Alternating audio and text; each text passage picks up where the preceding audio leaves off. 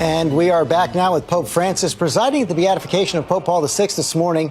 At the close of an historic synod of bishops, the conference debating a new report on family life in the church, which included high-stakes votes on gays and divorce, seen by many as a showdown between the new pope and more conservative voices in the church.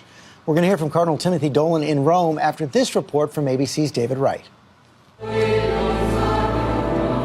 For a pope who is struggling to welcome back what he calls the lost sheep of his flock, the report from the Synod of Bishops may be a setback, but it's not an outright defeat. I think it's already had an impact to Catholics around the world. Gays and lesbians and Catholics who've been divorced and remarried were hoping for more, based on the open, accepting language of a previous draft. For instance, the early draft said homosexuals have gifts and qualities to offer the Christian community, and recognized that same-sex couples offer each other precious support. That language was stripped out of the final document, which now reaffirms the Church's opposition to same-sex marriage. The final version of paragraph 55 does say men and women with homosexual tendencies must be welcomed with respect and delicacy, and says discrimination against gays is to be avoided. But even that much was controversial. The Vatican took the unusual step of revealing the vote count for every paragraph. In the name of transparency, we wanted you to see everything and to show that we still have a way to go. We're still on a journey together. Paragraph 55 was one of three that fell short of the two-thirds majority ordinarily required. The other two dealt with whether Catholics who have divorced and remarried should be allowed to take communion. But all three items got a simple majority and remain part of the working document and the ongoing conversation. Pope Francis, who had encouraged the bishops to speak freely during this extraordinary two-week synod, got a standing ovation in the end. Even if not all the bishops are on his page right now, I think that over time, he's going to gain support. 1 year from now, the synod will reconvene. And next time, there may be a lot more bishops appointed by Pope Francis. For This Week, David Wright, ABC News, New York. And we are joined now from Rome by Cardinal Timothy Dolan of New York. Cardinal Dolan, thank you for joining us this morning. David Wright just mentioned this extraordinary... My honor, George. Good to be with you. I'm great to have you. David Wright just mentioned this standing ovation that the Pope got at the close of his speech, where he took on both the traditionalists, the hostile inflexibility of the traditionalists, he said, and the false mercy of the liberal do-gooders. It seems like the Pope's message here is evolution, not revolution. Good way to put it. I like that. George. I wish I would have known that earlier. That would have been a good way to describe him. You're right. Pope Francis never ceases to surprise us. And so just when you think you might have him figured out, he offers another fresh, innovative way of looking.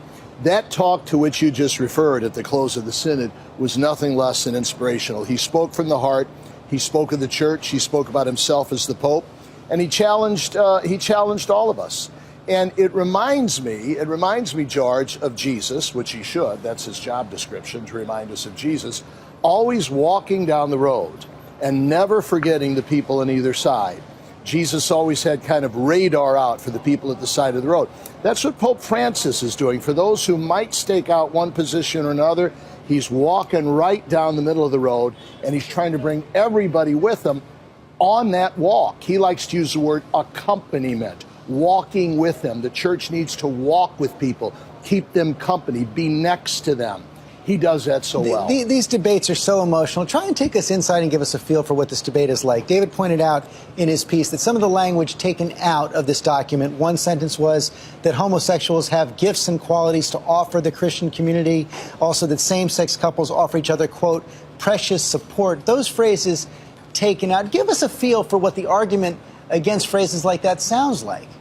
Well, you know where the argument or the conversation would have taken place, George, would have been in what we call the circules minores. Pardon the Latin language. This is one of the few places in the world you can still use it.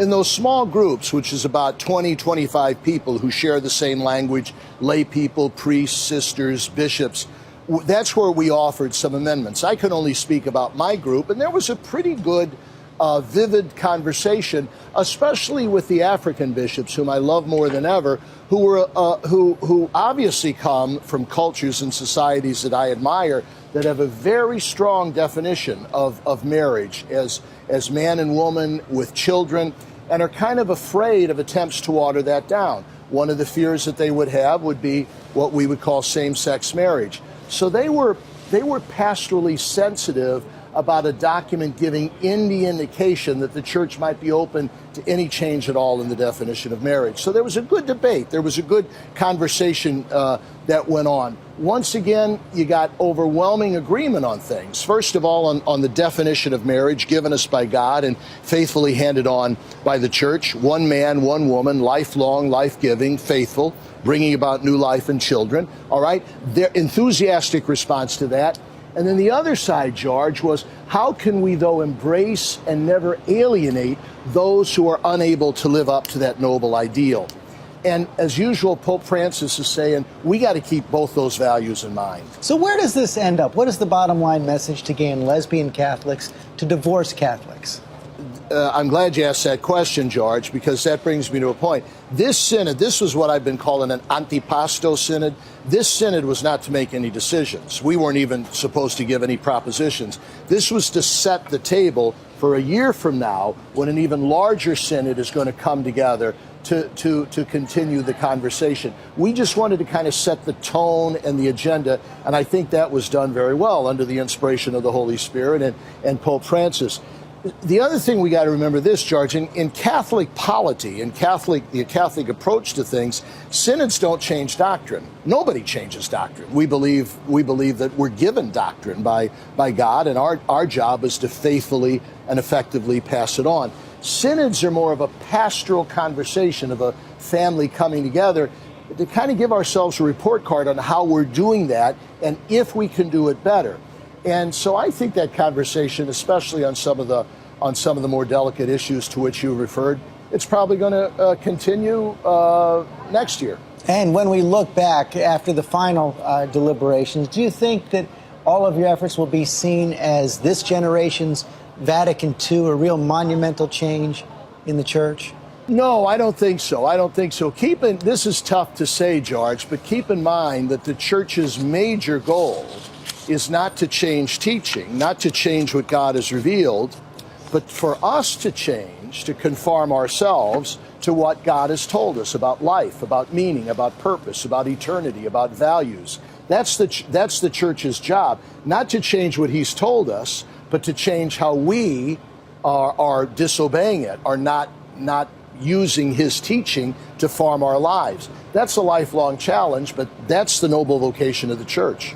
Cardinal Dolan, thanks very much for your time this morning. It looks like a magnificent day in Rome. It's always good to be with you. And we'll be right back after this from our ABC stations.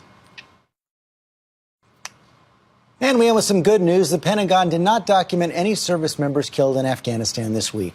That's all for us today. Thanks for sharing part of your Sunday with us. Check out World News tonight, and I'll see you tomorrow on GMA.